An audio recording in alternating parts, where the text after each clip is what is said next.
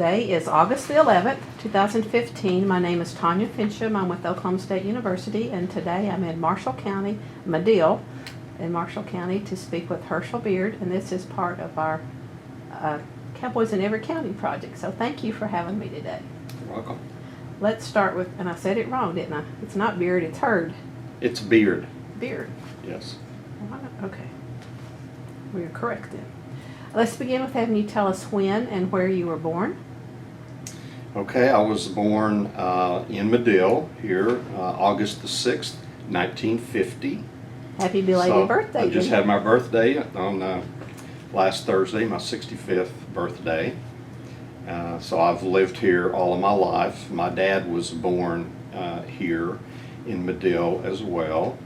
And my grandfather actually came on the land run of 1892 that settled the Fox, Sac, Pottawatomie counties area around Shawnee. He was a toddler, I guess, young child, and so he did not get any allotments in that land run, but his brothers were teenagers, and they got allotments there around Shawnee. In fact, one of the brothers, Henry, staked a claim, and a young girl who had ridden a horse, staked a claim right next to his, and they eventually got married. Her name was Etta Ray, and their house is preserved in the city park in Shawnee as the first home in Shawnee. And so they later moved to another town and started it, and it's Henrietta, Oklahoma. So the boys, the teenagers, got jobs with the railroad, and their job was to travel up and down where the railroad was going to be, survey towns, and start towns. So the brother that got the allotment in Shawnee, they moved up to Henrietta, of course. One of the other brothers, John Wade Beard, moved to a town called Ada. And in the Ada history book, it says that he is the founder of Ada. And so they lived there, and they had the first telephone in Ada, and then they had to get the second telephone so they'd have somebody to call. So the second phone was at the livery station there, where they could call up and order their buggy and have it, brought up or ready, whatever. But he and his wife, Leona, were the founders of Ada. So, and eventually my great-grandfather ended up at a town called Woodville, which is here in Marshall County, southern Marshall County. And by that time, my grandfather had grown up and was a young man. And so he met a lady from around here whose family was just across the Red River in Texas, who had moved across the Red River at this town called Woodville, which is now under Lake Texoma. It's one of it was the largest town in Marshall County, but they took that in when they built Lake Texoma. And most of the people moved to Madill because by that time Madill had landed the county seat. And so then my grandfather was starting a young family, and moved to Madill and got into the title business. In 1920, he bought his first abstract company in Madill. And so my company that I'm running now is that same company. And so almost 100. Almost 100 years old, pretty close. And what was his name? His name is Ollie Beard, Ollie Logan Beard. And so then my dad and his two brothers, two surviving brothers and sisters, all had worked here at one time or another, and were partners.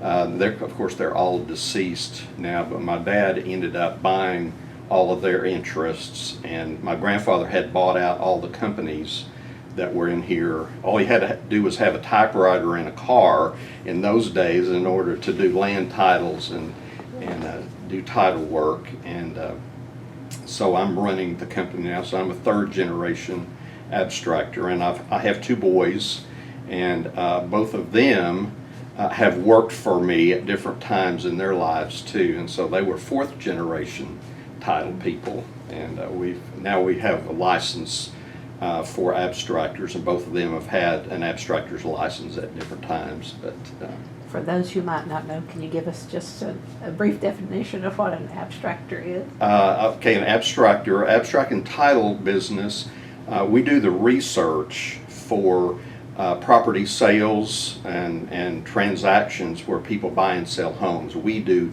the research to provide an abstract, which is a history of that particular piece of property, all the deeds, mortgages, divorce cases, probate cases, other lawsuits that would be involved in telling you what the history of a piece of property is. So in fact, we write history books. We compile history books every day of individual pieces of property that are being bought or sold or mortgaged for people, and those are called abstracts. That's pretty interesting. And Oklahoma's title system is based on having abstracts prepared and examined by an attorney for an attorney's opinion, which is now the basis of what our title insurance policies are based on. So it's something that's been around since statehood. I live in the Chickasaw Nation, and all of the land in our county was allotted to Chickasaw Indians.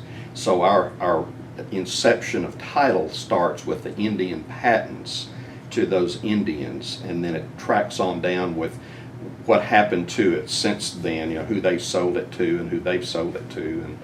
And we have quite an oil and gas history here. In fact, my great-grandfather drilled the first oil well in Marshall County. And then my dad and his brothers have been instrumental in setting up and helping oil companies develop oil fields in our county through the years. And so a lot of the abstracts we used to make used to have oil and gas instruments in them too, which made them quite large sometimes.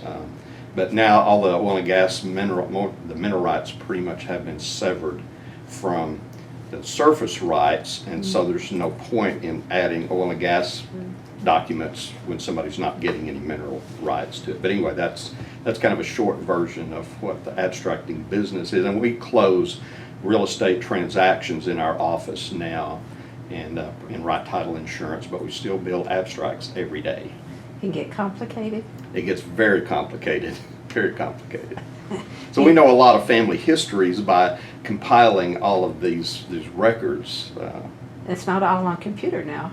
Well, a lot of it is on computer. In fact, If you're going back. going backwards, most companies still have the old-fashioned handwritten track indexes that are duplicates. They're mirrors of the county records. That's part of the plant law in Oklahoma, is that we maintain an independent set of records of the court recordings and filings and the county clerk's in the indices that where we actually index every deed and mortgage, write it down on a book that anybody can go in there and search. So we have our own set, but we've been computerized since 2000 with our records. Found any nuggets that have surprised you? Oh, every day. Every day we find things. Well, I didn't know that person was part of this family, or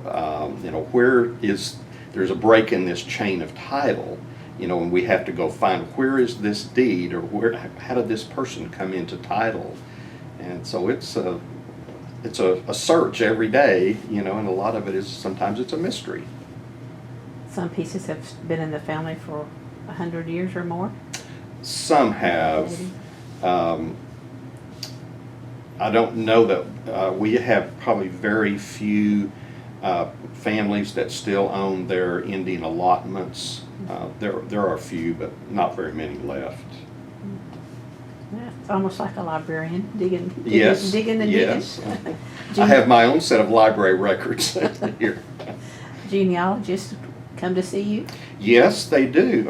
We have people that are a lot of them have been trying to track their Indian roots, because a lot of people at one point in the early 1900s or the teens, 20s, didn't want to be associated with having Indian blood, and so they didn't want anyone to know that. And a lot of people passed up the opportunities to get on the rolls, and now they're trying to get back on the rolls, or future generations have try to get back on the road. So they will come in and try to find, you know, I know what my great-grandfather's name is. Can you tell me what property he owned? And some of that's like looking for a needle in a haystack. But we have a set of the Dawes rolls where the Indians were all enrolled and given numbers. We have an official set of those books. And so we would try to look up their relative in there and see if we can find a roll number for them. That's pretty cool too. And what was your great-grandfather's name? Alfred Beard. He came from Illinois. Brought his family here. And then Ollie. And then Ollie. And my then dad's name is Norval Ayers. And his middle name, that's what my grandmother's maiden name was, Ayres, Ayres. Okay. And then you. So I have a lot of cousins. The Ayres family has a lot of descendants that are still here. So I have a lot of cousins that live here. Well, when you were growing up, you lived in Madill? I lived in Madill, yes. So you graduated from Madill High School? Graduated from Madill High School in 1968. Okay. What was your favorite subject? It could have been typing, business typing. I was a very good typist, as was my dad, because there was a lot of typing involved in the abstracting because you had to type the documents until we had the Xerox machine. If everything was almost all typed, there were some mimeograph procedures, but we had the first Xerox machine in the county.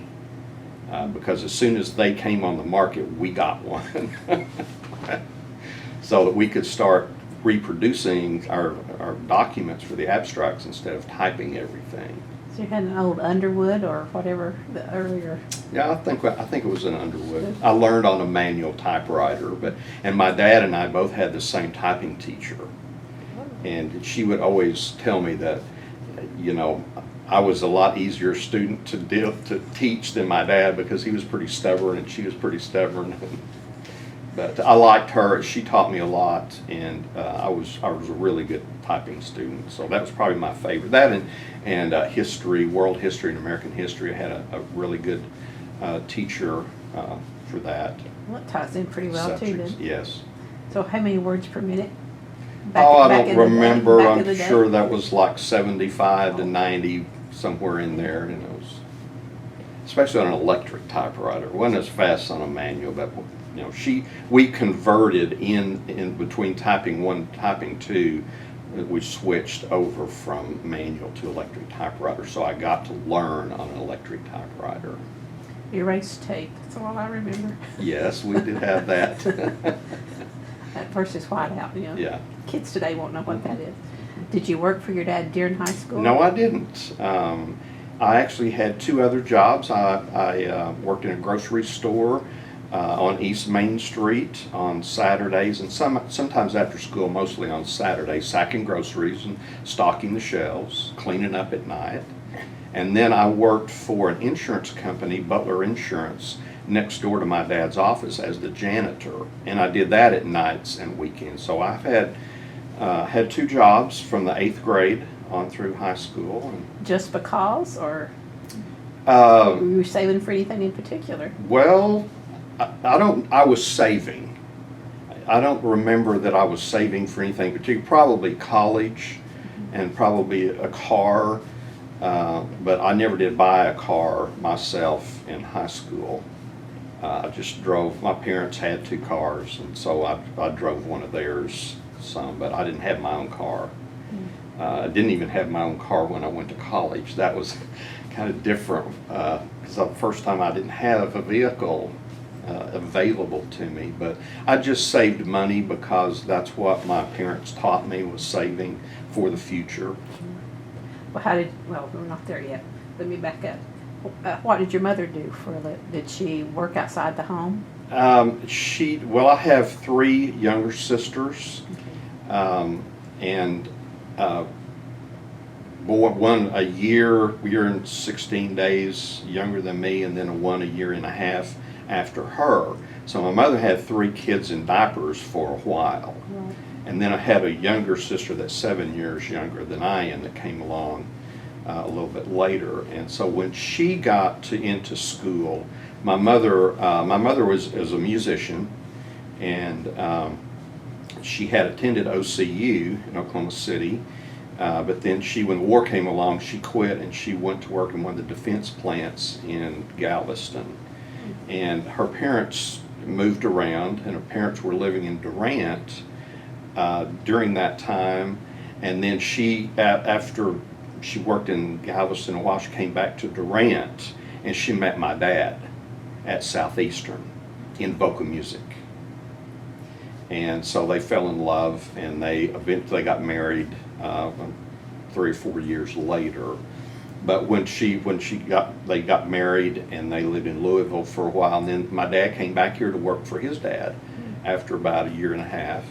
And my mother worked at the Madill Record, our local newspaper, weekly newspaper, and she was the publisher's secretary, his assistant, and she did a lot of different things. You know, it was a very small operation, but she did that for a number of years. She liked that really well. And then she worked at the First United Methodist Church, which was where we went to church, as the church secretary. And then she was the choir director at the same time for the church. And then she started back to Southeastern. She never did finish her degree, but then she went to work at the schools, Madill schools, as the superintendent's secretary. And she and he ran the school system. You know, back in the 60s, there were not a lot of secretarial work in the schools. It was very few people did a lot of jobs. So she managed the cafeteria, and she managed the school activity fund, and she was the school board clerk, and she managed all of their work and everything for a number of years. And she finally talked one of the superintendents into hiring someone else to help, to answer the phone and do some typing and things like that. And then the office began to grow and expand. But she retired from being the school board clerk from the school system, and she loved that position. So she had a number of different types of jobs. And What did she teach you, piano or voice or whatever? she did not teach me piano. I think she tried, and it just didn't work. But all three of my sisters play, and she taught. She started them, but she also realized they needed to study under someone else. She just didn't make me do that, and so I'm the only one that really does not know how to play the piano. But we're a very musical family. My dad plays saxophone. My mother plays violin and the piano. And all of us have played in the band, the Madill band. And What did you play? trombone. And my dad was a high school drum major of the band. And he also was a drum major at Murray State College for a semester. And then he went and transferred to Southeastern, and he was a drum major at Southeastern. And that's when they met, but they met in the Glee Club in vocal music. And my dad sings, of course my mother sang, and all of us can sing, we all sing. And so I grew up in the church choir. Well, should I ask you? Do you want to sing something? No, I don't. Okay, good. But I still sing in the choir. And I married a musician. Okay. My wife was Sue Jennings from Sulphur. Her parents owned the Abstract Company in Sulphur. And our parents knew each other. And she used to come to Madill. She was a twirler in the band. I was a drum major. One of my next sister, Mary Beth, was a twirler, so they knew each other. And she would come to Madill and spend the weekends and date one of my friends in high school. And we later dated in college. She went to OCU as well on a music scholarship. And we dated, went to fraternity sorority parties some, and then we got married a little bit later in life. We were 32 when we got married. But we had dated a long time, known each other for quite a while. But so she's a musician, so she's took over my mother's position as the choir director of the church. But she also is a pianist. She's an outstanding pianist and an organist. And so she was doing all three of those jobs every Sunday morning, going from the piano to the organ and directing the choir. And and then she got her degree in elementary music, so she was an elementary music teacher here for 23 years. In the school system too, then. In the school system, yeah. So we're a very musical family. You know, my dad was a drum major. I was a drum major for 2 years, and then our oldest son Wade was a high school drum major, and then he went to OSU, and he actually got the drum major position for the spring of his freshman year for the next year, and he was the drum major at Oklahoma State for 5 years. Wow. One of those 5-year plan plus, and then he worked on a different degree after he got his bachelor's. And he has an interesting story about the band and, you know, relationships with different band directors. And the 5th year he was in a different program, and the band director called and said, well, I met you, but here I'm new, and my drum majors aren't qualified. Can you come back and be a drum major one more year and train these people to be drum majors so I can have an experienced one? And so he went back for the 5th year, but I don't think they've ever had a drum major for 5 years at Oklahoma State. But we may need to talk. He was very good. He was very good at that, and he loved it. Well, did his mother teach him to play the piano? She started, but that was another situation. We should have sent him somewhere else to get piano lessons, but piano teachers were not very prevalent around here. There just weren't very many of them to do that, and so he doesn't know how to play the piano. He was a trumpet player. So you have one son, or? I have 2 sons. 2 sons. Yeah, Wade, the oldest one, and then JT is the youngest one. He was a drummer, and so he was in the band as well. Did he go to OSU as well? No, he went to OU. That's okay. Wade went to Oklahoma State, but JT is 4 grades behind Wade, and I think he didn't want to follow in his brother's footsteps, but his best friend was going to be a football walk-on, and he just wanted to go to OU, and so he did. Okay. But he played to my fraternity at OU, so that made things, better for me. Well, then we need to back up So. and discuss how you came to go to OSU. Okay. I'm a typical OSU student, I guess. Small town, small high school. I really didn't know much about Oklahoma State. I really grew up around an awful lot of Sooner fans in this part of the country.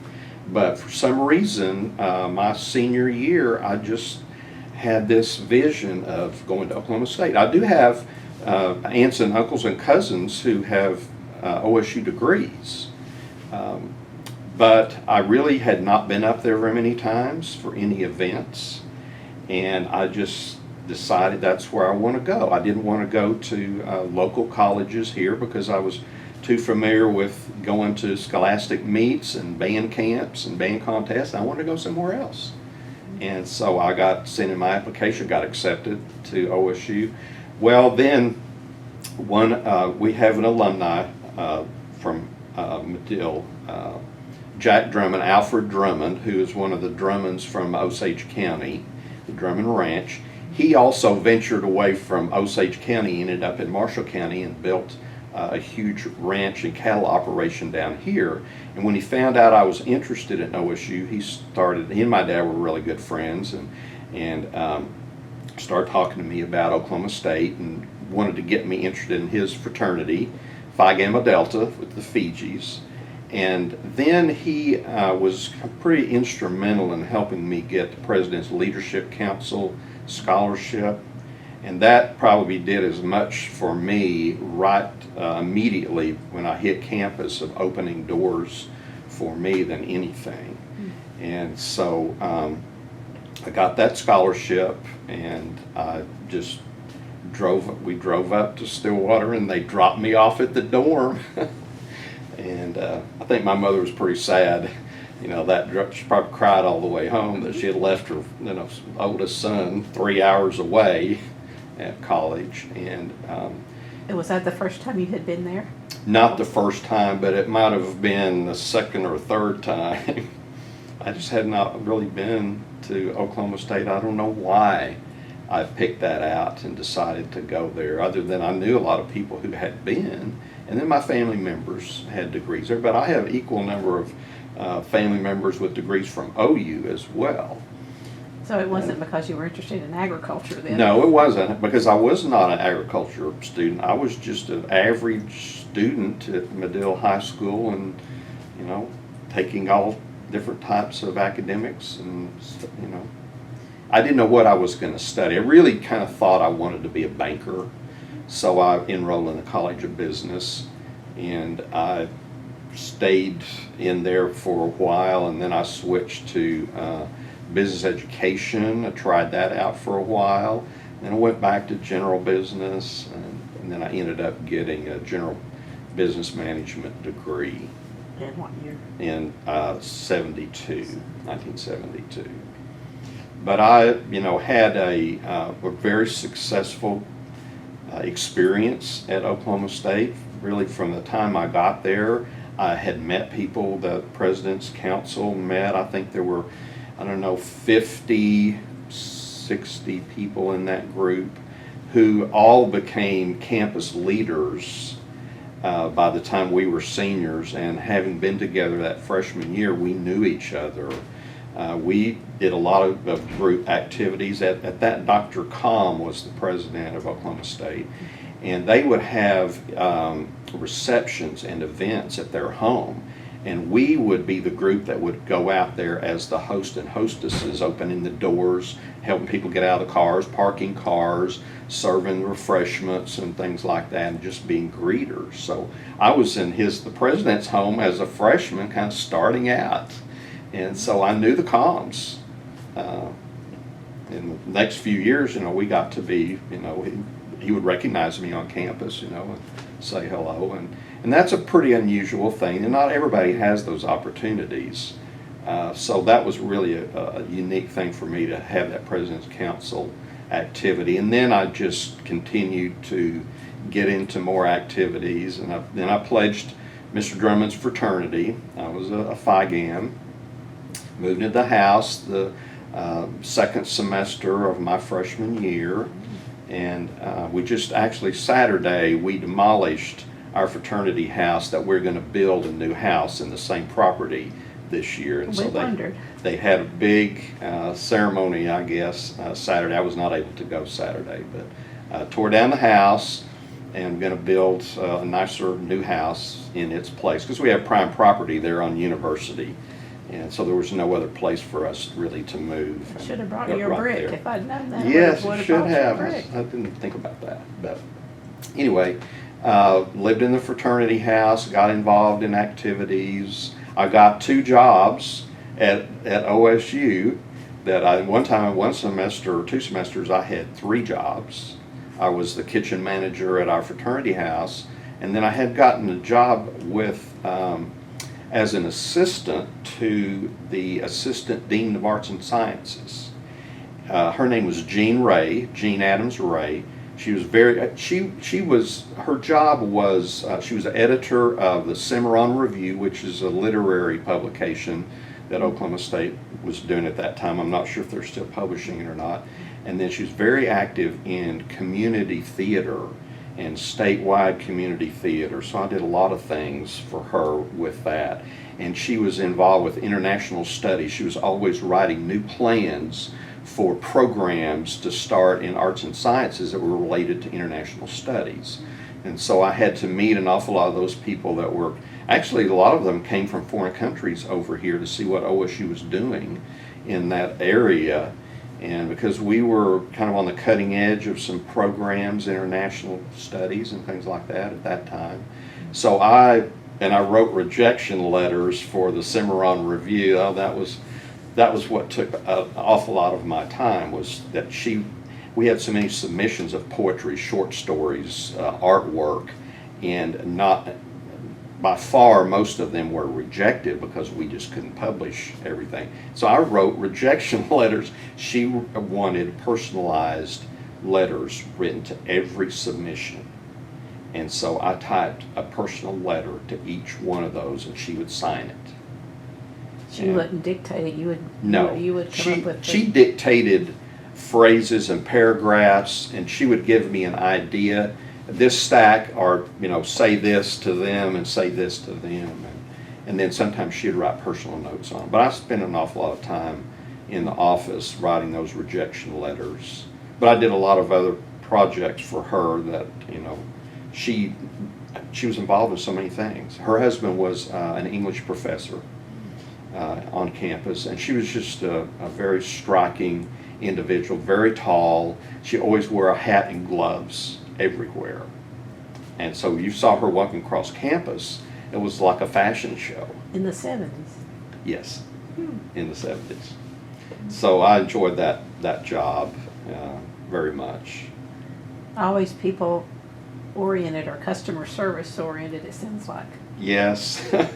Yes, I've been doing that pretty much all of my life, I guess. Or your first semester, where did you live? I lived in Kerr Hall, which is one of the two high-rise, the oldest high-rise. I guess the only two that are left, unless, I don't think they've torn those down yet. I think they're, not yet. Yeah, I think they're scheduled, but they're there. But I lived in Kerr. It was a pretty new dorm. It was very nice, and I enjoyed it. Made some friends over there. I had met some people through the State Student Council Convention my senior year who were going to Oklahoma State. So we all looked each other up, and we ran around together for a little bit. But after I got into the fraternity, then it was kind of fraternity life. And then I started meeting more people in the Greek system, sorority girls and guys from other fraternities, and that sort of became my world for a while. Except for I was on the Student Union Activities Board as one of their directors, and so that was a group of people I spent a lot of time with, because we had the largest student union in the world when it was at that time, and we had a bowling alley in the basement, and we had a lot of recreational activities that were going on. We had a lot of competitions. We did programs, just a lot of things, and I was involved with that. Bowling alley. Yes. Yeah, I had to arrange, bowling tournaments for, things for students to do in the union, because it was so big, and they wanted to make that the magnet for the campus where everybody came to do things, to hang out, that the playing cards, playing bridge and spades at lunch was a huge activity. In fact, one of my favorite things I always remember is you would go in there and you hung out between classes. And if you had a 2-hour window between classes, you stayed there and you played cards. Well, when it got time for lunch, one of the cafeteria workers, her job was to walk through the union, the coffee shop there, and say, time to clear, because it was time for them to start serving lunch, and you had to stop playing cards and give up your tables so they could have kids come in and go through the cafeteria line and eat lunch there. Although we all had cafeterias in our dorms, they did a big food service program at business at lunch there in the cafeteria, and she had to clear out all those students that were just there playing cards. Was the cafeteria on the first? No, on the. It was on the first floor. First floor. Mm-hmm. Oh, It's where it really is, in the same place where the food court is now, but they've taken in some extra rooms there, but it was that space pretty much. Well, besides playing cards, what else did you do for fun? It sounds like you didn't have a whole lot of time. I didn't have a whole lot of time. I played in the marching band my freshman year too. That was another thing. I was going to play in the band, and so I was in the band, and I tried out for drum major. Actually, when school started, they had tryouts for drum major, and so I tried out because they had lost their drum major the year before, and so I lost to the Stillwater High School drum major, whose father was the Dean of Arts and Sciences, who was the band director's boss. I didn't feel too bad after that, but anyway, I liked playing in the band. I enjoyed it, and met a lot of people. And those were people that were outside, most of them were outside the Greek system and outside, my sphere of friends and acquaintances. So I had, areas and little pockets of people that I knew around campus that were totally unrelated to something else that I was doing. Good network. Good networking. Of course, the fraternity actually provided the fun things to do. Sure. That's where I guess we had more fun. But I was busy all the time, and I was working or studying. And did the band get to travel to away games? the band went to Houston, and we marched in the Astrodome, which was a big thing. And we played the University of Houston, and I think they were either number 1 or number 3 in the country, and we beat them that night. Fun ride being, home, huh? Being in the middle of the Astrodome, just looking up at the dome from the center of the field was just mind-boggling. It's probably pretty new at that time, too. It was within 12, well, probably 10, within 10 years anyway. So it was a new facility, and it certainly wasn't, Lewis Field at that time. How often would you come back to Madill? I don't think I came back to Madill until homecoming, which would have been sometime in late October, Madill's homecoming. And then I came back at Thanksgiving. I didn't come back very much. I always had too many things going on. Well, the football games, I was in the band for home games, and then fraternity things, and it was a long way, and I didn't have a car. So I either had to get a ride there were about 3 or 4 other, 2 of my classmates were up there. We never saw each other. One of them was in agriculture, who later became our OSU Extension Director in Marshall County for almost his entire career. He served here, but I never did see him on campus unless I would ride home with him or something occasionally. But I pretty much stayed on campus most of the time I was in Stillwater. I was there. Visit the library very often? Yes. Our fraternity had study hour, and every night we had to, take our books and go to the library and study till pretty much the library closed. And so we studied. We had to study to make our grades. But that was a really big help for a lot of those kids who were, came up there to party, have a good time, and may or may not make any grades, that they were forced to study to a certain extent. So it was a good thing. Well, was Bedlam a big deal during Yes, that time? it was. We never won it.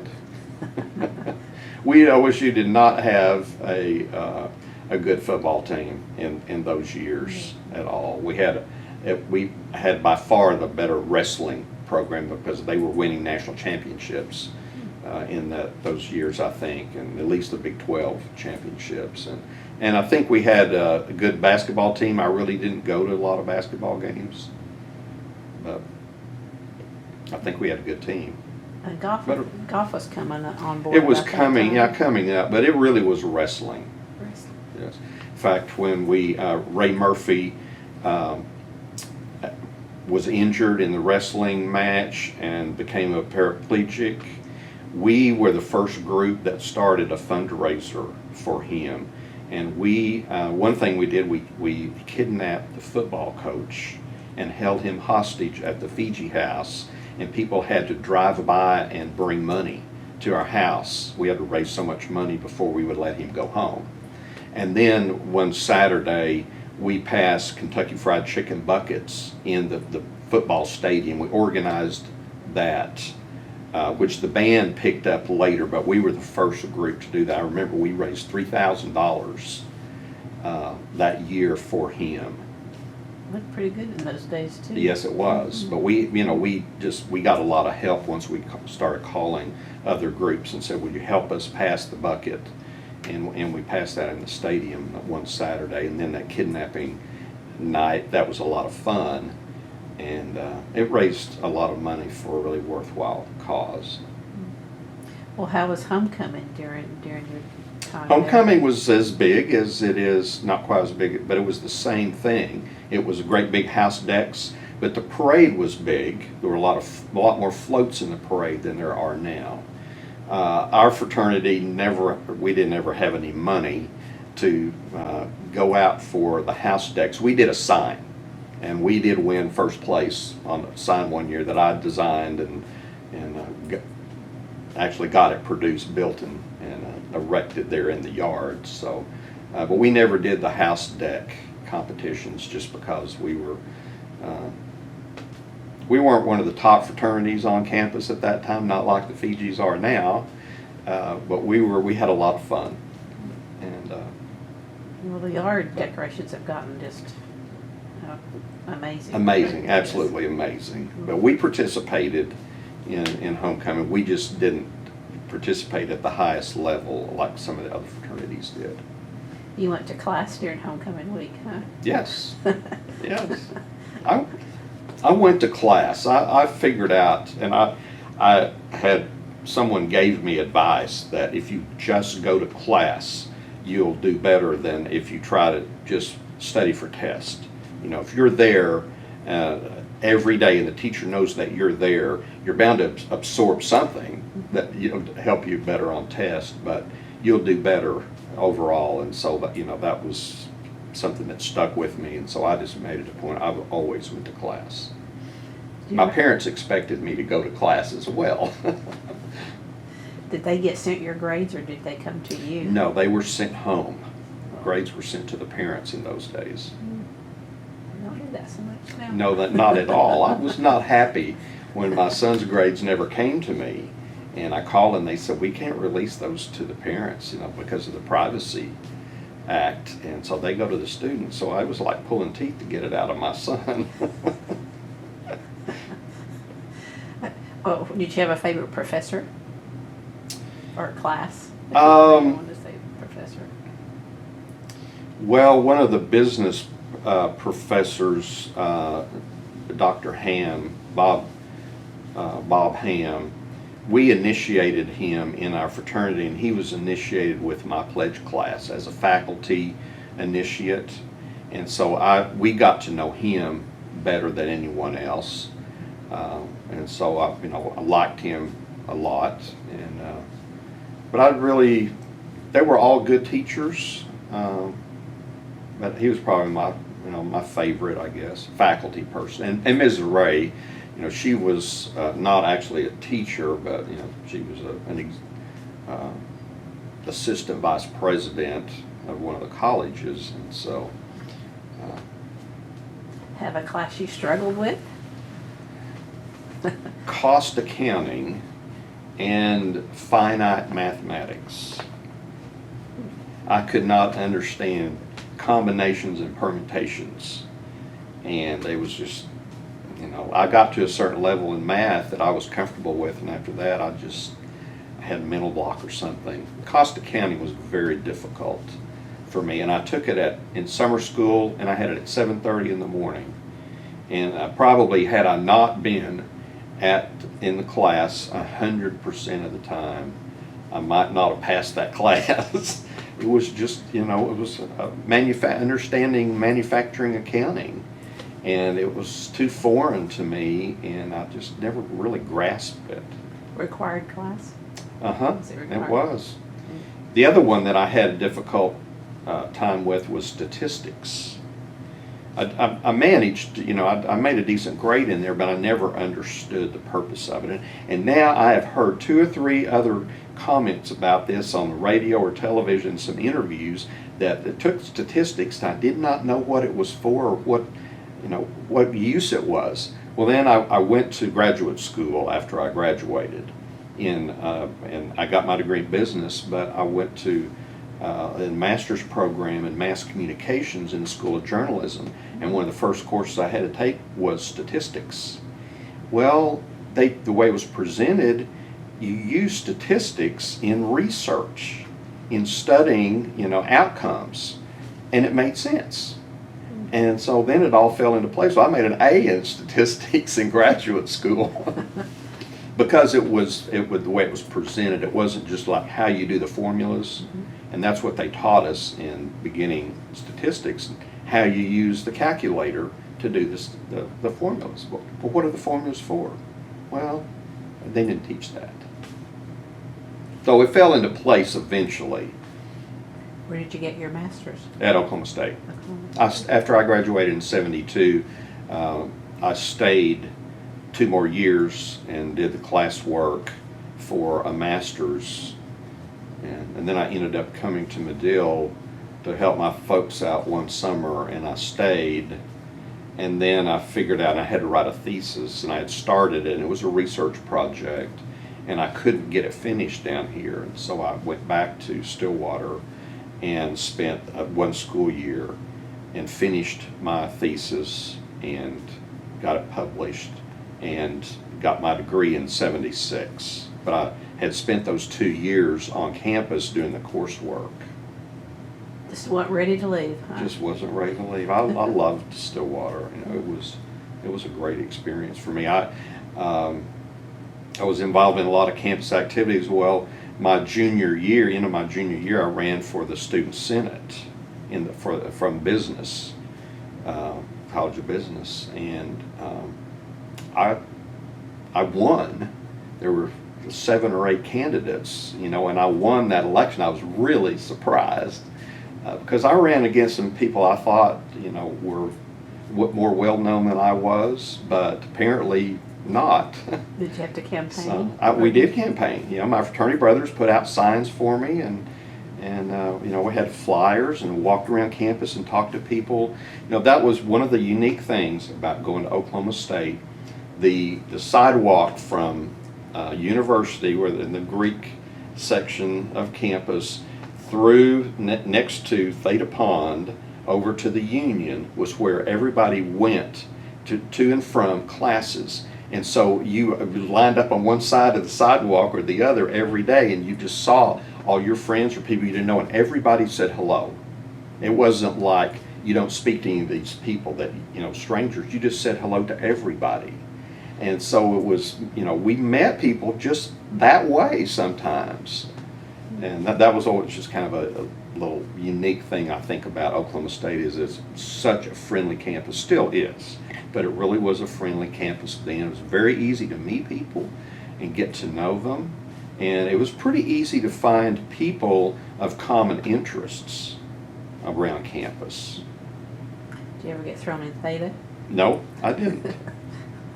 Were you there when the streaking was such a big deal? I was there. I did see that one time on Washington Street down the Strip. Wow.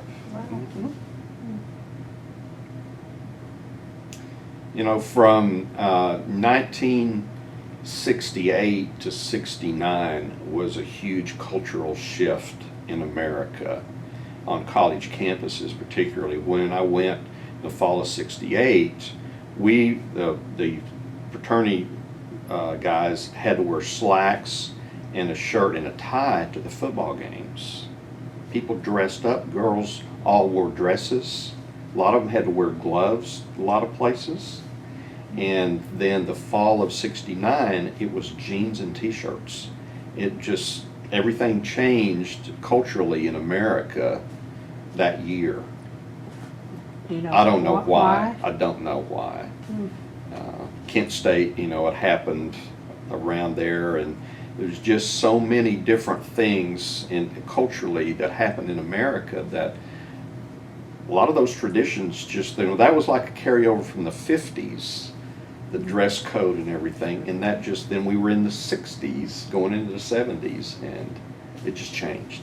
And the Midwest was always the last place that change happens, and so Oklahoma was one of those places that held on to a lot of traditions for a long time, and that just came to a screeching halt in that one school year, between those 2 school years. It'd be interesting to go back and see what else was going on. Yeah, just to look at the pictures on the fraternity and sorority composites of all the members, to see those 2 years, how long the hairstyles changed in 1 year.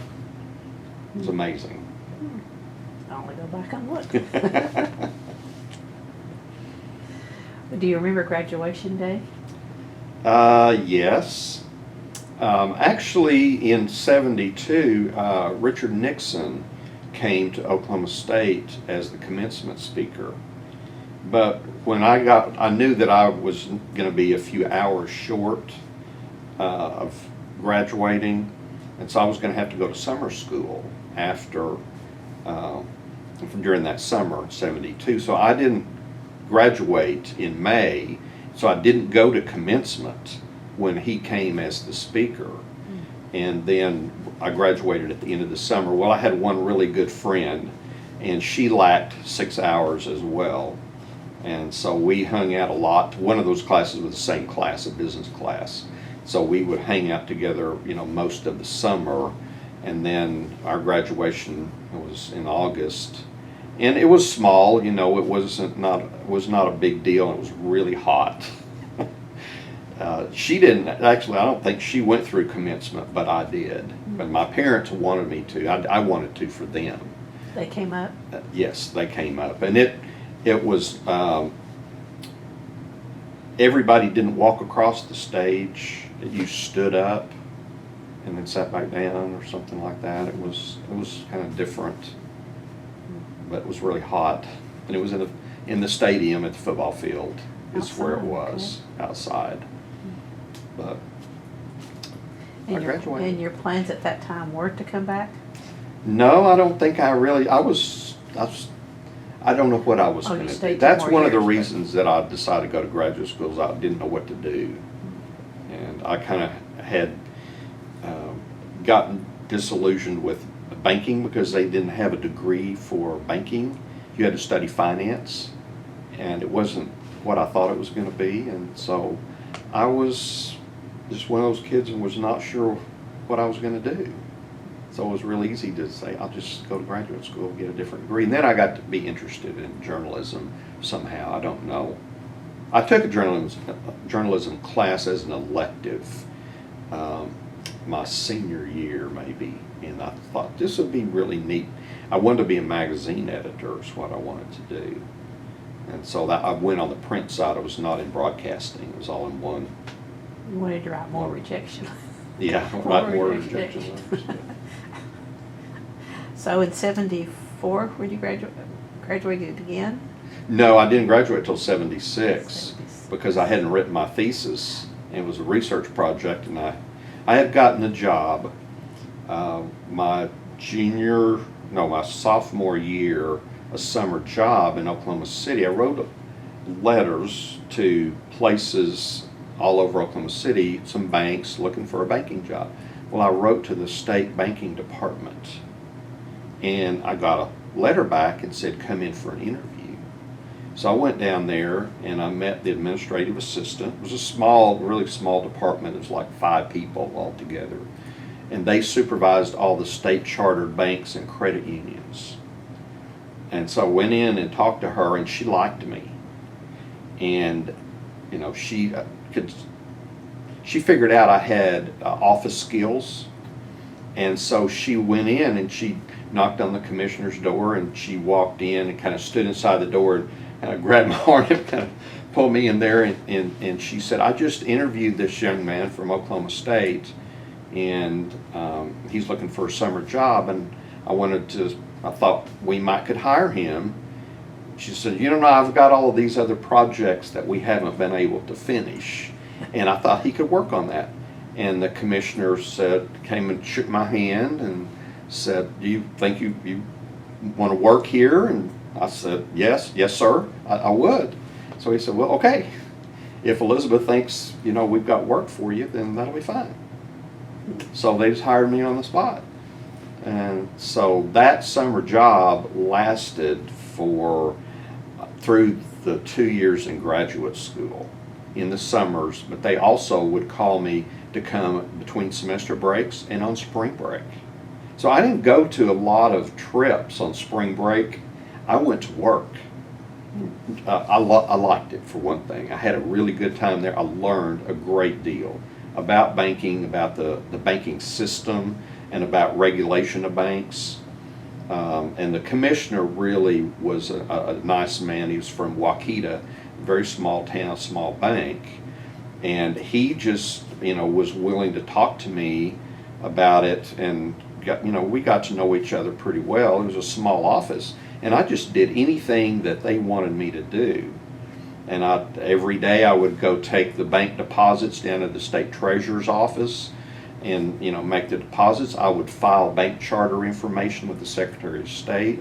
I would go to new bank charter hearings and set those up, the locations, and then, I managed stuff that was going on during the hearings and logistics and things like that. And so I really learned a lot did an awful lot of filing. All the banks had to send in minutes from their monthly board meetings, and all those had to go in individual files. And so I would do that, but I would read the minutes about what banks were doing and who said what and what kind of motions were made and what kind of plans they were making, and just interesting things. And so it was a very much learning experience for me in that type of a job. And they wanted me to be a bank examiner.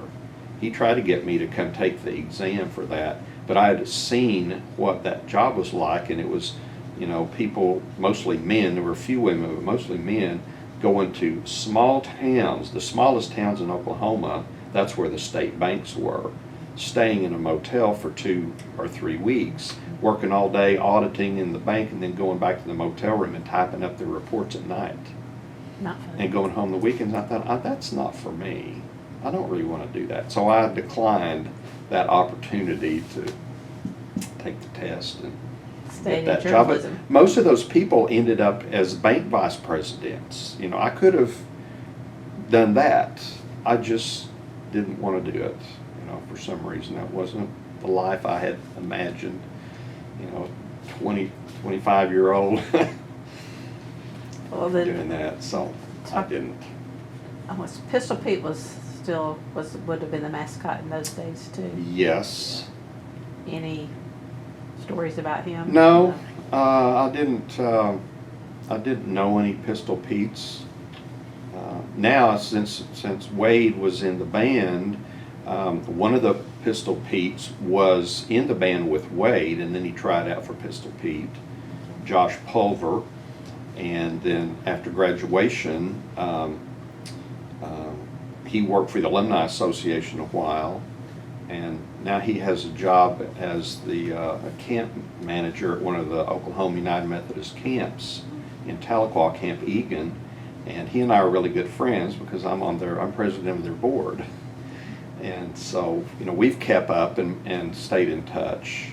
And I'm pretty active in the United Methodist Church, even on the international level. And so and Josh's father is a Methodist minister. So I've known the family for a long, long time. And so it was neat when he got that Pistol Pete position. And he was very good at it. He was. Very good at it. And then there's a young lady whose mother was in my graduating class, and she went to Oklahoma State, and she married a young man who was a Pistol Pete, Matt Rawls. And so now there's a second one that I know, but I really didn't know any when I was in school. And still have a lot of connections to campus and people. Yes, I served on the alumni board back before I got married as the Marshall County representative to the board, and enjoyed that a lot. And of course, I've known a number of the alumni presidents through professional affiliations or different things. And so, Well, how often do you get back to campus? I have season football tickets. Like, so pretty regular. So then. I go every season. I had, when my son went to OSU in 2001, I got on the waiting list for basketball tickets, and my name finally came up. My number came up, so I got basketball tickets for a number of years. But I'm just too far away to make a lot of those Wednesday night games and still be at work. And so the last few years I dropped my tickets just because, and then he was not able to go anymore with me, and so it was just too difficult to go up for that many games. But I keep my football tickets because my aunt lives in Stillwater, and she's an OSU alumni, and her husband was on the faculty. He got his PhD there. They moved there I think in '69 for him to work on his PhD, and then he was hired in the agronomy department after he got his degree. So she still lives in Stillwater, and she loves the game, so she goes with me. We have 4 tickets, and she sits there. And then my sister in Tulsa is a big OSU fan. She went to OSU, but she didn't graduate from there. And so and she played in the band as well. She had as good an experience in the band as I did. So that's a chance for us to have some family time on game days. And Got a closet of orange? have a closet of orange, but not nearly as big a closet as my son Wade. All of the clothes that kid owns are orange or black.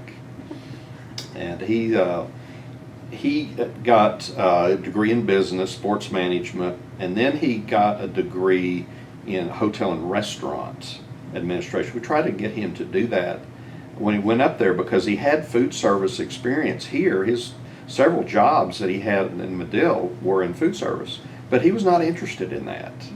So he finally decided that's where he needed to be, and so he went back after he had his 5 years in undergraduate school, went back and got a degree in hotel and restaurant, was their top graduate when he graduated, and got a job with Marriott Corporation of Management training program, went to Phoenix, enjoyed that, but it was really hot out there in the summer, and they worked him pretty long hours because he was really good. Then he came back to Oklahoma City and got a job with Oklahoma State as the high school recruiter. And his territory was from Norman to Edmond. So we had all of the area high schools, and he was recruiting students. Well, perfect person for that job. And he did an outstanding job with that because he loves Oklahoma State so much, and he could answer any questions, or he could find the answers really well because he knows everybody on campus. And so now he's back in Stillwater, and he's managing the new pizza place in Stillwater, Pie 5, that Josh Fields and Billy Badgema hired him to be their kind of general manager. And so he's doing that, and he's having a great time. It's doing pretty well. Apparently it's doing very well. And school's not even started I yet. know. So. He already told me he doesn't think he's going to be able to go to the football games this fall, so he's going to be working because they're going to be busy. So he won't be coming back to take over when you retire. No, from here. he's not. The other son will have. Well, probably neither one of them are going to ever move back to Madill because the youngest son lives in Edmond, and her family he's married, and her family lives in Edmond, and they're kind of settled there. And small town living it's not the town they even grew up in. Certainly not the town I grew up in. So things have changed an awful lot in small towns. And luckily, we have a pretty strong economy in Madill. We have a lot of manufacturing jobs. We always have a lot of homegrown industries here. And They'll just talk about a trailer company. We have, I guess. we have. I'm not sure if this is true now, but at one point we had the largest horse trailer manufacturer in the world and the second largest in the world. But there's been some consolidations out there between that number 2 company and another company. So I don't know if those statistics are strong, but we just have a lot of manufacturing jobs. So we have an economy that is job based here, and it's manufacturing, and then we have tourism with the Lake Texoma. The flood has not helped us any this year, but we're not like a lot of small towns. We're growing. Our school system is growing. About how many's in a graduating class at the high school, roughly? 100, right at 100. That's a good size. 68 in my class, and now there's 100. So it's growing. We've grown from a 2A school to a 4A school. And the water tower says they're Wildcats. The Wildcats, Madill Wildcats, yes. Any town history you want to share? We don't have an exciting town history. It's the county seat. It's the county seat. We have a town square with the courthouse in the middle, and the square has always been kind of the hub of downtown, and and activity. People used to come to town on Thursday and Friday nights or Saturday nights and park their cars around the square and just sit and talk and visit and shop. I guess the store stayed open late on Saturday nights. When you were in high school, or No, prior it to was that? probably in the 30s, 40s. Okay. When I was in high school, we just used to make the drag and drive from one end to the other and around the square, and you just honked at your friends.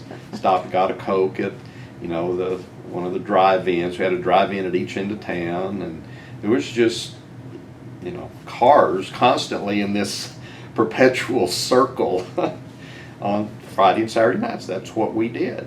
And we had one movie theater when I was in high school, and it was still open barely. It was the county fair here. Yes, we still have a county fair that's going. It's holding on. There's not a lot of people that have, that live on farms that can and do all of that, and make quilts, but there's still, we have a really strong 4-H program. Our OSU extension directors do a really fine job with the 4-H program, and they're very active. Our kids go to the 4-H competitions and win awards, as does our FFA group. We have an outstanding FFA program here, and we're just building them a new building at the high school. They go up to Roundup. Yes, goes yes, Roundup. they do that, and they always come home with awards. Well, is there a group, alumni group in the county or No, in Madill? there isn't. We used to have one a number of years ago, and then there's been a kind of an area one, but I don't think it's very active either. Most folks know you're an OSU alum. Yes. That you run circles you run in. Yes. We have a lot of OSU graduates in Madill, and have a lot of Sooner graduates, and so we have our own little bedlam competitions for different things. So it's fun. Football will be interesting this year. It will be. We'll be not sure, how the season's going to play out, but we're going to go up there and support them anyway. That's the thing about the OSU fans, is it really doesn't matter if we win or not, because so many of us are used to having lost a lot, during the years. But it's just, supporting the school and being there and being proud to be an OSU graduate, And Why do you think that is? I think it's probably because of the experience that you don't just go to Oklahoma State to get a degree. You go for the complete experience, or that's what it ends up being for most people. I think is a total experience, is learning a lot of leadership skills, social skills, making a lot of new friends, networking in careers. But loyalties, though, that Loyalty. stays. Absolutely, absolutely. I think it's just the neatest thing when we sing the alma mater.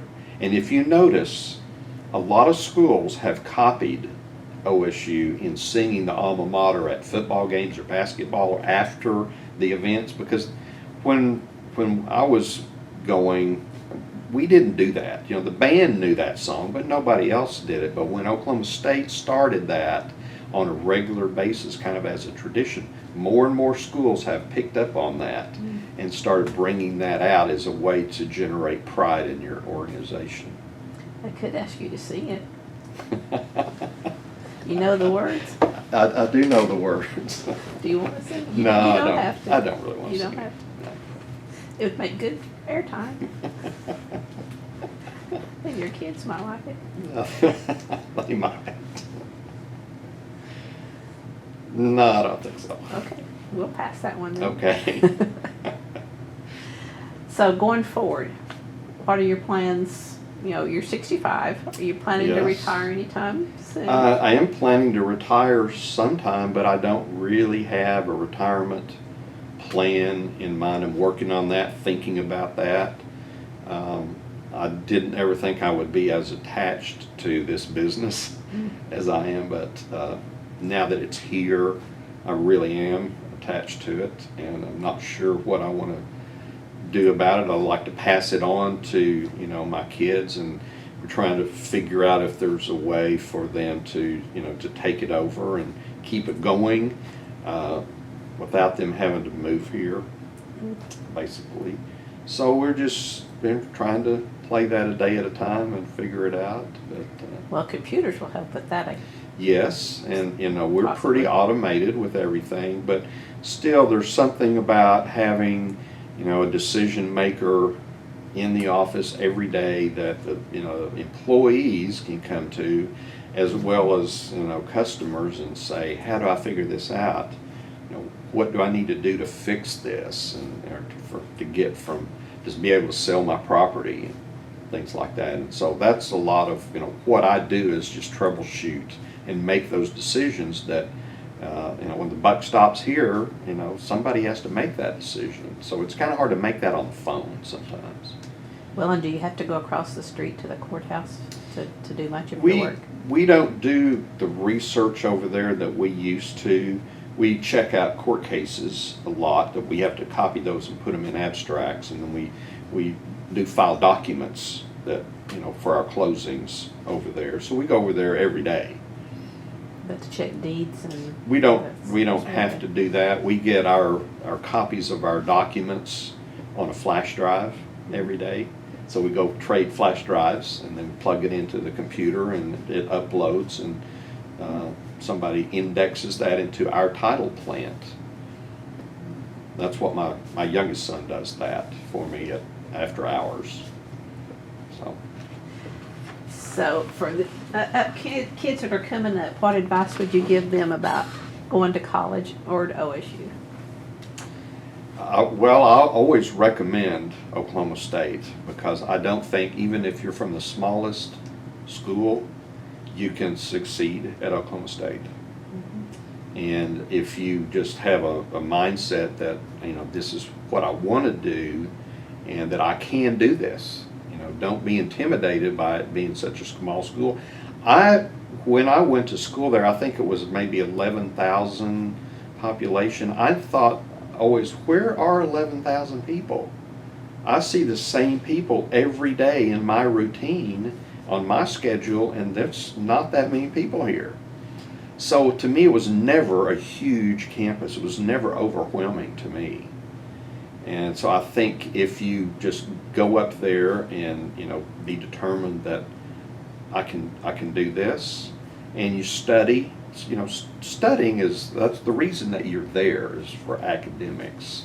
And go to class and study, participate, get to know the teachers, the professors, get to know other students, and get involved in campus life. My oldest son didn't pledge a fraternity, but band became his fraternity, and he was so connected. And he's in the band, one of the band fraternities, but he was so connected with the band that was his fraternity. Well, he lived on campus, and then his sophomore year, he wanted to get an apartment and move off campus, and I told him no. And he didn't understand that, and kind of got upset, and he thought that I didn't trust him of being off campus. And I said, Wade, that is not it at all, because you've never done anything for me not to trust you. It's the fact that if you move off campus, you'll be away from campus, and you will miss a huge portion of campus life. Just living on campus will make all the difference in the world to your total experience. And I want you to have that. When you get to be a senior and you want to move off campus, that's fine. But not as a sophomore, really not even as a junior. I want you to just be on campus. And so he said, okay. So he moved into one of those first apartment style living areas when they built those. And he understood what I was talking about after he was in there. And It's so that sense of community. it is a sense of community that you miss. And when you're off campus, you're just living in an apartment. And there's a lot bigger tendency not to go to class. When you have to drive up there, find a parking place. And parking has always been at a premium at Oklahoma State, just because we're sort of landlocked. And so a lot of off-campus students had a difficult time finding a parking place. And if you don't find one, you miss class.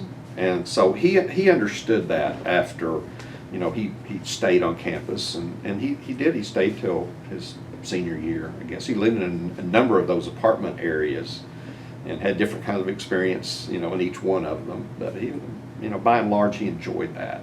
And they're getting ready to open the new ones. Yes, I heard they. Soon, right there Yes. on the Hall of Fame, I guess. Uh-huh. To me, that's almost off campus. But It is almost. it's not but, the center. you know, I think for high school students, if they're really serious about getting an education, Oklahoma State is a great place to go because you can have success, and if you study and try, the teachers are not there to fail you. They're there to help you succeed. And I really believe that is the case at Oklahoma State. And I've not seen that in some other places or heard about that. You know, some schools don't have that kind of reputation, but Oklahoma State does. And I believe that that's really what their mission is to help students who want to get an education to get one. And I think you can get a lot of financial help at Oklahoma State if you work at that as well, because there are a lot of scholarships I know that have gone unfunded because nobody applied for them over the years. I've heard about those. So I know that you can, if you want to stay on campus, enrolled in school, there are ways to stay financially and get that degree. Just ask someone. Just ask someone, and there are plenty of people there who will help you do that. Well, what part of your OSU experience contributed to your success? I know it did, but is there some aspect in particular that credit? I would say the fraternity did to a certain extent because of the responsibility, learning responsibility, because we had to manage that house, keep it going, and as the kitchen manager, I had to keep a kitchen going, and then develop leadership styles and skills. But then the campus activities and the leadership opportunities there, being in the different clubs, the student senate, business student council. Then I was Who's Who in American colleges, universities. I was selected for that. And then I was in the top 20 senior men. I didn't make the top 10, but I made the interviews for the top 20. You know, and that's a confidence building situation and leadership. That's just part of growing in leadership. And that kind of promoted me and jump-started me to being a young adult out on my own and working in a business. And then I became involved in my state abstractors association. And all of that just transferred. I just felt comfortable, and that I had the confidence I can do this, you know, and I can be in any kind of leadership, you know, leadership in my church, and then my profession. Those were things I learned at Oklahoma State. I was involved with things in high school, but it was the maturity aspect in college of giving me the confidence and the responsibilities to carry out those jobs and work in those leadership positions that just carried forward into a professional life. And I've past president of every organization I've been a part of in Madill, the Rotary Club. We have a community daycare center that I've been president of that board. I've been a board member of that for 30 years, 30 plus years. President of the Rotary Club, president of the Art Club, and every office in my church. And then the Oklahoma Land Title Association is a trade organization for our abstractors in Oklahoma. I'm a past president of that. And then I got involved because of that in the National Title Association. And I rose through working on committees and chaired a committee for 5 years, and then served on their board of governors for 4 years and had the opportunity to be president of that organization. But I turned that down just because I had too many It was going to be too big of a job for somebody with a small company like mine. I didn't think I could do justice to my company, so I turned that down. But last year, both of those organizations gave me honorary memberships, which is the equivalent of lifetime achievement awards. You know, and so all of that, a lot of that happened because of Oklahoma State to me. It's just the confidence and knowing I could do anything I wanted. You've got to have some kind of leadership skills or characteristics, though, that have. Probably so, but sometimes those aren't developed. That's true. You know, if people don't get to the right place or don't pay attention to that, they may not get developed at the same level. And then some people, it takes a lot longer for those to come out. But mine have been there ever since I was pretty young. I'd say since you were working 2 jobs in high school. Yes, and I had two jobs for 25 years of my working career because I owned a gift shop here in Madill too, that started out as a small picture framing business that I bought on the side because I'm a hobby artist. And so I thought I'll buy this equipment and frame my own artwork. But then we became commercial, and then it grew into gift lines and a bridal registry and everything. And so I had that for 25 years. And as I decided I needed to start kind of cutting down on some things, that was one of the things I decided to give up. And the retail market was changing in Madill anyway. It's kind of hard to compete with Walmart, small businesses. But that was a lot of fun. I enjoyed that part of it. But there I had 2 jobs, 2 totally unrelated jobs. Good balance, I guess. With your art, did you do anything with it at OSU? Yes, I did. We did not have art in the public schools in Madill when I graduated. So when I had artistic, I guess some talent, my grandmother used to do crafts with us all the time. That was a good babysitting opportunity for her, was to keep us busy with crafts. So I knew how to make a lot of things. I was in Boy Scouts. So I went to Oklahoma State, and I guess my junior year I took a class in color and design in the art department, and I really liked it. But I realized you had to be an art major to do very well in that, and I was a business major, and so I took the one class, I think. But the city of Stillwater had a program called Multigraphis, and it was in the city park. And it was this enormous building, and it had a pottery kiln in it, but they taught classes. And the band director's wife was the executive director of that program. And so I took a class out there. I don't even remember what it was at first. Took a class. Well, I kind of got hooked on the art projects. And she was kind of inspiring with the things that she was creating for people to take. And there was a lot of community residents were doing this as it was the beginning of adult education, community adult education, that they ran that program. But I did a little bit of pottery, and I learned batiks, how to do batiks, and I would do them. That's a very old art form in India and an Eastern art form that uses dye, wax, and fabrics to create art pictures that are actually done with dyes and wax to create that. But I got hooked on that, and I supported myself that 2 years in graduate school quite a bit by doing batiks out at Multigraphis at the park, and then taking to the student art shows and would sell. In fact, the lady that I worked for, Jean Ray, she bought one of my paintings one time to give to a friend of hers from England that had come over here. And so she sent one of my pieces of artwork over to England. Then I had a Russian student who was there on an exchange program. She bought one of my pieces, and when she went home to Russia, took that with her. So, but I'm sure those are not around anywhere, but it was a lot of fun. But I just did, I sold hundreds of those batiks. Do you still do it? I haven't done that in a long time. And then after I graduated, I took some more art classes, taking watercolors. I got hooked on watercolors.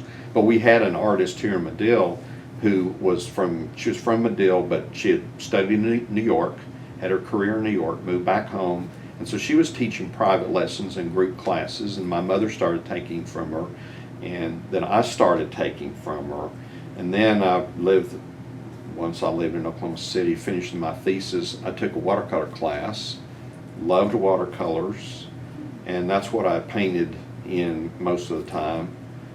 Is watercolors, and I've taken a lot. While I was here, Murray State College had a really pretty good arts program in the evenings, and so I've always told people I have enough hours for an art degree from MIT, Murray and Tishomingo. But I would drive over there with friends who were painting, and so I've done a lot of different things, a lot of watercolors, and they purchased. The teacher purchased one of my paintings for the Murray Permanent Collection one time. So maybe that's still around somewhere over at Murray. But I won a Best in Show at the Tishomingo Art Show one year. And I've won. We have a really active art club, and we've been having art shows for 53, 54 years here, and a very nice, a very good art show. And I've won numerous ribbons through the years. Is it abstract or is it more? It used to be realistic, but last year I decided I was going to start painting again because I haven't been painting for 10 or 15 years. And I decided I was going to start back, and so I started taking a class that was kind of abstract, collage, multimedia things, and I'm really into that now. I really enjoy using all those skills that I've known in different art forms, putting them together and doing that. So I'm not painting as much as I would like, but I'm trying. You have to do something OSU oriented.